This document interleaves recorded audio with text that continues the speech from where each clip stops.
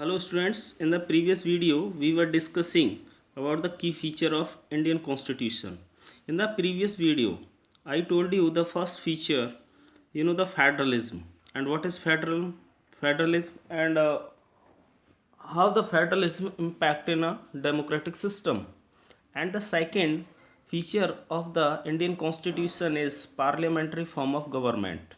The different types of government that you just read about consist of representatives who are elected by the people. Your class 7th book begin with the story of Kanta who was standing in line to vote during an election. Student parliamentary form of government क्या होता है ना। यानी कि जो एक सरकार होती है जिसको एक पार्लियामेंट्री फॉर्म के द्वारा चुना जाता है। इसमें अलग अलग प्रकार की जो सरकार होती है जिसके बारे में आप जो है क्लास 7th की बुक में जो है पढ़ चुके हैं और कैसे लोग जो है अपने प्रतिनिधि का चुनाव करते हैं। लेकिन हम कांता की स्टोरी से ही शुरुआत करते हैं जिसके बारे में आपने क्लास 7th में पढ़ा है, जो कि ड्यूरिंग इलेक्शन टाइम जो है एक वोटिंग लाइन में खड़ी है। The constitution of India guarantees universal adult suffrage for all citizens. When they were making the constitution, the members of the constituent assembly felt that the freedom struggle had prepared the masses for universal adult suffrage and that this would help encourage a democratic mindset and break the clutches of traditional caste, class and gender hierarchies. This means that the people of India have a direct role in electing their representatives. Also, every citizen of the country, irrespective of his or social background, can also contest an election. These representatives are accountable to the people. You will read more about why representation is crucial to democratic functioning unit 2 of this book. Student, जो भारत का जो संविधान है वो सभी को सार्वभौमिक वयस्क मताधिकार की गारंटी देता है सभी नागरिकों को। जबकि जब ये संविधान बनाया गया था तो उस समय जो उसके जो सदस्य थे संविधान सभा के, उन्हें लगता था कि जो हमने स्वतंत्रता का जो संग्राम लड़ा और उसके लिए जो एक मास को जो प्रिपेयर किया है उन सभी को यूनिवर्सल एडल्ट फ्रेंचाइजीज की नीड है। तो इसलिए उन्होंने उनको एनकरेज करने के लिए और उनको एक डेमोक्रेटिक माइंड सेट बनाने के लिए जो है इस प्रकार के जो ट्रेडिशनल कास्ट जो थे, जो पारंपरिक पहले जो जाति और क्लास और जो जेंडर हायरार्कीज थी उसको तोड़ा जाए। इसका अर्थ ये था कि भारत के जो लोग हैं वो सीधे तौर पर अपने प्रतिनिधियों को चुनने में उनकी भूमिका हो। तो प्रत्येक जो नागरिक होता है देश का, चाहे वो किसी भी सोशल बैकग्राउंड से हो, वो भी इलेक्शन में पार्टिसिपेट कर सकता है, कंटेस्ट कर सकता है। और ये सभी जो रिप्रेजेंटेटिव्स होते हैं, ये जो प्रतिनिधि होते हैं, वो सभी लोगों के प्रति जवाबदेह होने। तो उसके बारे में जो है आप रिप्रेजेंटेशन के बारे में जो है आप डेमोक्रेटिक जो फंक्शनिंग होती है उसे आप यूनिट 2 में इस किताब में पढ़ेंगे कि कैसे जो है एक लोकतांत्रिक जो देश होता है उसमें रिप्रेजेंटेशन की जो प्रक्रिया होती है, उनको कैसे चुना जाता है और वो कैसे जो है सरकार में भागीदारी करते हैं। बहुत सारे ऐसे प्रश्न हैं जिनका जवाब हमें अगली यूनिट में मिलेगा। तीसरा जो पॉइंट है वो है सेपरेशन ऑफ पावर्स, यानी कि सत्ता का जो बंटवारा होता है कि कैसे सत्ता का जो है उनमें सेपरेशन किया जाता है। According to the constitution there are 3 organs of the government. These are the legislature, the executive and the judiciary. संविधान के अनुसार जो है सरकार के 3 अंग होते हैं, है ना। एक लेजिस्लेचर होता है, एक एग्जीक्यूटिव होता है और तीसरा जो होता है वो जुडिशरी होता है। लेजिस्लेचर का मतलब क्या है, जिसको हम व्यवस्थापिका कहते हैं या विधायिका कहते हैं। एग्जीक्यूटिव को कार्यपालिका कहा जाता है और जुडिशरी को न्यायपालिका कहा जाता है। The legislature refers to our elected representatives. The executive is a smaller group of people who are responsible for implementing laws and running the government. जो लेजिस्लेचर होती है उसका अर्थ होता है हमारे जो सभी निर्वाचित प्रतिनिधि होते हैं। एग्जीक्यूटिव एक छोटा ग्रुप होता है जिसमें जो लोग होते हैं वो कानूनों को लागू करने के लिए जिम्मेदार होते हैं और जो सरकार को चलाते हैं। The judiciary of which you will read more in unit 3 of this book refers to the system of courts in the country.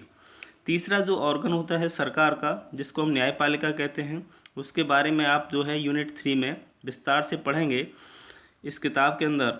लेकिन इसमें जो है वो सिस्टम ऑफ कोर्ट, हमारे देश के अंदर जो कोर्ट्स का जो सिस्टम है वो सभी जुडिशरी के अंतर्गत ही आता है। In order to prevent the misuse of power by any one branch of government, the constitution says that each of these organs should exercise different powers. Through this, each organ acts as a check on the other organs of the government, and this ensures the balance of power between all three. Students, ये जो order है, ये जो क्रम होता है, उसमें जो पावर होती है उसका कोई मिसयूज़ ना कर सके, तो उसके लिए सरकार की जो ब्रांचेज होती हैं उनको अलग अलग पावर्स को डिस्ट्रीब्यूट किया जाता है। संविधान कहता है कि प्रत्येक जो ऑर्गन है उसके पास जो है अलग अलग पावर्स रहती हैं और उनको जो है वो एक्सरसाइज करता है, उनका यूज़ करता है। और प्रत्येक जो ऑर्गन है वो एक दूसरे ऑर्गन्स, जो चाहे सरकार का जो दूसरा ऑर्गन होता है उसकी पावर्स को चेक करता है और वो इंश्योर करता है इन तीनों के बीच में जो है एक संतुलन बना रहे, सत्ता का जो संतुलन होता है वो बना रहे। इसका मतलब ये है कि हमारे देश में जो पावर, जो डेमोक्रेटिक जो प्रोसेस है उसमें जो सरकार होती है उसके जो 3 ऑर्गन्स होते हैं उनके बीच में कोई भी अपनी पावर्स का मिसयूज़ ना कर सके, उसके लिए उन पावर्स को इन तीनों ऑर्गन्स के बीच में क्या किया गया है, डिवाइड किया गया है, सेपरेट किया गया है। Now we will read fundamental rights. As you know that we have a 6 fundamental right at the time of construction of constitution in 1949, and that time we जिस समय संविधान बना था, तो संविधान जब बनकर के तैयार हुआ था 1949 में, उस समय हमारे पास 7 फंडामेंटल राइट्स थे जो कि भारतीय नागरिकों को प्रदान किए गए थे। लेकिन वर्तमान में हमारे पास 6 फंडामेंटल राइट हैं। राइट टू इक्वलिटी, जिसको समानता का अधिकार कहते हैं। दूसरा है राइट टू फ्रीडम, स्वतंत्रता का अधिकार। तीसरा है राइट अगेंस्ट एक्सप्लॉयटेशन, शोषण के विरुद्ध अधिकार। चौथा है right to freedom of religion, धार्मिक स्वतंत्रता का अधिकार। पांचवा है cultural and educational right, that means सांस्कृतिक एवं शैक्षिक अधिकार। और लास्ट जो है वो right to constitutional remedies, that means संवैधानिक उपचारों का अधिकार। तो ये जो सभी राइट्स हैं वो सभी नागरिकों को जो है संविधान के द्वारा प्रदान किए गए हैं और ये भारत के प्रत्येक नागरिक को जो है शक्ति प्रदान करते हैं। तो अभी हम जो है फंडामेंटल राइट्स के बारे में जो है पढ़ेंगे कि फंडामेंटल राइट्स क्या होते हैं और वो किस प्रकार जो है भारतीय सिटीजन्स को प्रोटेक्ट करते हैं। ठीक है। The section on fundamental rights has often been referred to as the conscience of the Indian constitution. Colonial rule had created a certain suspicion of the state in the minds of the nationalists, and they wanted to ensure that a set of written rights would guard against the misuse of state power in independent India. Fundamental rights therefore protect citizens against the arbitrary and absolute exercise of power by the state. The Constitution thus guarantees the rights of individual against the state as well as against other individuals. इसको हम जो है मौलिक अधिकार कहते हैं। तो जो मौलिक अधिकार हैं, ये जो सेक्शन है फंडामेंटल राइट्स का, उसमें भारतीय संविधान के अंदर इनको आर्टिकल 12 से लेकर आर्टिकल 35 तक मेंशन किया गया है। ठीक है। जिस समय हमारे देश में औपनिवेशिक शासन था तो उसने एक ऐसा माहौल बनाया कि स्टेट ने कि सभी लोगों के ऊपर वो अपने कानूनों को थोपता था। तो उस समय जो नेशनलिस्ट थे वो ये चाहते थे कि ये निश्चित किया जाए कि एक सेट ऑफ रिटन राइट्स हो जो कि स्टेट अगर अपनी पावर्स का मिसयूज़ करे तो उस समय जो है वो नागरिकों को सुरक्षित रख सके, नागरिकों को अधिकार प्राप्त हों स्वतंत्र भारत के अंदर। तो जो फंडामेंटल राइट्स हैं वो नागरिकों को प्रोटेक्ट करता है अगेंस्ट द आर्बिट्रेरी और उनको जो है एक एब्सोल्यूट पावर देता है स्टेट से अलग। और ये जो संविधान के अंदर जो है प्रत्येक इंडिविजुअल को राइट्स की गारंटी दी गई अगेंस्ट द स्टेट, और सिर्फ स्टेट से ही नहीं, सरकार से ही नहीं, बल्कि कोई अन्य व्यक्ति भी अगर आपके राइट्स को वायलेट करता है तो आपको अधिकार है कि आप हाई कोर्ट जा सकते हैं, सुप्रीम कोर्ट जा सकते हैं। Moreover the various minority communities also expressed the need of the constitution to include rights that would protect their groups. The constitution therefore also guarantees the right of minorities against the majority. as Dr. Ambedkar has said about these fundamental rights. Their object is twofold. The first objective is that every citizen must be in a position to claim those rights, and secondly, these rights must be binding upon every authority that has got the power to make laws. तो विभिन्न प्रकार की जो हमारे देश में minority communities हैं, अल्पसंख्यक जो समुदाय हैं, उनके लिए उनको अपने विचारों को एक्सप्रेस करने के लिए संविधान में इसकी आवश्यकता थी, इन राइट्स की, इसलिए इनको जोड़ा गया जिससे कि इस प्रकार के समूहों को सुरक्षित किया जा सके। और जो संविधान है उसमें एक गारंटी दी गई कि प्रत्येक माइनॉरिटीज़ के पास ये अधिकार हैं अगेंस्ट द मेजॉरिटी, क्योंकि जो बहुसंख्यक हैं वो माइनॉरिटीज़ के अधिकारों का उल्लंघन न करें, वायलेशन न करें, इसलिए उनको अधिकार प्रदान किए गए। जैसा डॉक्टर अंबेडकर ने जो है फंडामेंटल राइट्स के बारे में कहा है, उनका जो पहला ऑब्जेक्शन था कि प्रत्येक जो नागरिक है उसकी एक पोजीशन होती है और वो अपने अधिकारों का दावा कर सकता है। दूसरा, ये जो सभी अधिकार हैं वो प्रत्येक को एक अथॉरिटी प्रदान करते हैं और जो भी उसके पास शक्ति है जिससे वो कानून बनाते हैं। In addition to fundamental rights, the Constitution has a section called Directive Principles of State Policy. This section was designed by the members of the Constituent Assembly to ensure greater social and economic reforms and to serve as a guide to the independent Indian state to institute laws and policies that help reduce the poverty of the masses. इसके अतिरिक्त fundamental rights जो थे उनके अलावा और भी संविधान में कुछ जोड़ा गया है जिसे हम डायरेक्टिव प्रिंसिपल्स कहते हैं ऑफ स्टेट पॉलिसी। राज्य के नीति निर्देशक जो सिद्धांत हैं, ये जो सेक्शन है उसको संविधान सभा के सदस्यों के द्वारा निर्मित किया गया, डिज़ाइन किया गया और ये इंश्योर किया गया कि हमारे समाज में जो सोशल और इकोनॉमिक रिफॉर्म्स हैं, ठीक है, उनको इंश्योर किया जा सके, जिससे कि जो स्वतंत्र जो भारतीय हैं राज्य के अंदर वो कानून बना सकें, पॉलिसीज़ बना सकें, जिससे कि गरीबी को ख़त्म करने में या उसको कम करने में जो है उन्हें सहायता प्राप्त हो। And the final feature of our Indian constitution is secularism, that means धर्मनिरपेक्षता। सेकुलर का मतलब होता है धर्मनिरपेक्ष और सेकुलरिज्म का मतलब होता है धर्मनिरपेक्षता। तो ये सेकुलर जो वर्ड है उसका मतलब क्या है? There is a no official religion of the state, जिसमें किसी भी राज्य का कोई भी आधिकारिक धर्म नहीं होता है। जैसे Bharat, India is a secular state, Bharat जो है एक धर्मनिरपेक्ष राष्ट्र है। जो सेकुलर शब्द है वो भारतीय संविधान में जोड़ा गया है।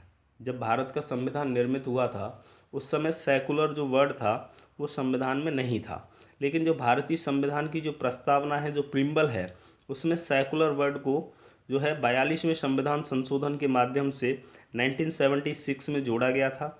और ये जो सेकुलर वर्ड का अर्थ था कि भारत जो है वो किसी भी धर्म में विश्वास नहीं करता है। India believed in all religions and all the people they follow their religion. A secular state is one in which the state does not officially promote any one religion as the state religion. We will read more about this in the following chapter. जैसा मैंने आपको बताया कि एक जो धर्मनिरपेक्ष राष्ट्र होता है तो उसका कोई भी एक आधिकारिक धर्म नहीं होता है और ना वो किसी एक धर्म को प्रमोट करता है एक राज्य के धर्म के रूप में। तो उसके बारे में जो है हम आने वाले अध्यायों में और विस्तार से जो है स्टडी करेंगे। लेकिन मैंने जैसे आपको अभी बताया कि इसमें सबसे जो इम्पोर्टेंट पॉइंट यह है कि इसमें जो सेकुलर है, सेकुलर जो वर्ड है वो 1976 में जोड़ा गया है और इसमें कोई भी हमारा एक आधिकारिक धर्म नहीं होता है। भारतीय जो संविधान है वो इस बात की गारंटी देता है कि हर एक व्यक्ति को अपने धार्मिक अधिकार प्राप्त हैं। You now understand the ways in which countries history often determine the kind of constitution that a country adopts for itself. The constitution plays a crucial role in laying out the ideals that we would like all citizens of the country to adhere to, including the representatives that we elect to rule us. Just like in the game of football, a change of constitutive rules will affect the game. Indian constitution has been amended over the years to reflect new concerns of the polity. Often a major change in the constitution means a change in the fundamental nature of the country. We saw this in the case of Nepal and how it needed to adopt a new constitution after it became a democracy.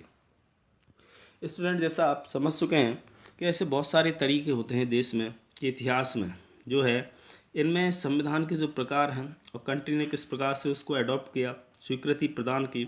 संविधान जो है एक बहुत ही crucial role play करता है जिसमें उसके आदर्श होते हैं और सिटीजन जो देश के जो नागरिक होते हैं जिनसे जो उनको फॉलो करते हैं, और उनके अलावा जितने भी जो प्रतिनिधि होते हैं जिनको एक कानून के तहत या दिशा निर्देशों के तहत चुना जाता है। और जैसे फुटबॉल का गेम होता है तो उसमें क्या होता है कि कुछ ऐसे रूल्स होते हैं जो कि बदलते रहते हैं और उनको अमेंड किया जाता है जो कि गेम को प्रभावित करते हैं। इसी तरीके से जो भारतीय संविधान है उसको भी संशोधित किया गया है और ये जो संशोधन हुए हैं उनसे जो है नए जो कंसर्न्स आए राजनीति में, पॉलिटी के अंदर, तो वो काफ़ी बड़े परिवर्तन हुए। और एक जो सबसे बड़ा जो परिवर्तन जो हुआ है संविधान के अंदर उसका अर्थ ये है कि जो फंडामेंटल नेचर है कंट्री का उसमें परिवर्तन हुआ है। हमने देखा कि नेपाल के केस में कि वहाँ जब एक नए संविधान को अडॉप्ट करने की आवश्यकता थी, ठीक है, और उसको किस प्रकार से उन्होंने जो है अडॉप्ट किया और नेपाल जो है एक लोकतांत्रिक देश बना। The different features of the Indian Constitution outlined above involve complicated ideas that are often not easy to grasp. Don't worry too much about this for the moment. In the rest of the book, as well as in your higher classes, you will read more about these different features of the Indian Constitution and understand more substantively what they mean. तो हमने अभी तक जो भी features संविधान के पढ़े हैं ये सभी फीचर्स काफ़ी इंपॉर्टेंट हैं और भारतीय संविधान की विशेषताओं को बताते हैं कि कौन कौन सी विशेषताएं भारतीय संविधान की हैं और किस प्रकार से जो है भारत के नागरिकों को अधिकार प्रदान किए गए हैं। तो अलग अलग जो फीचर्स हैं भारतीय संविधान के ऊपर आउटलाइन किए गए हैं उनमें काफ़ी कॉम्प्लिकेटेड आइडियाज़ हैं जिनको आसानी से ग्रैप्स करना पचाना बहुत मुश्किल है। इसलिए और भी बहुत सारे ऐसे मोमेंट रहे हैं तो इसके बारे में हम आगे जो है किताब में अध्ययन करेंगे और समझने का प्रयास करेंगे। तो कहने का अर्थ ये है कि भारतीय जो संविधान है वो देश के नागरिकों को समान रूप से अधिकार प्रदान करता है और उसकी जो विशेषताएं हैं वो और भी किसी देश के संविधान को उनको अलग करते हैं। ओके।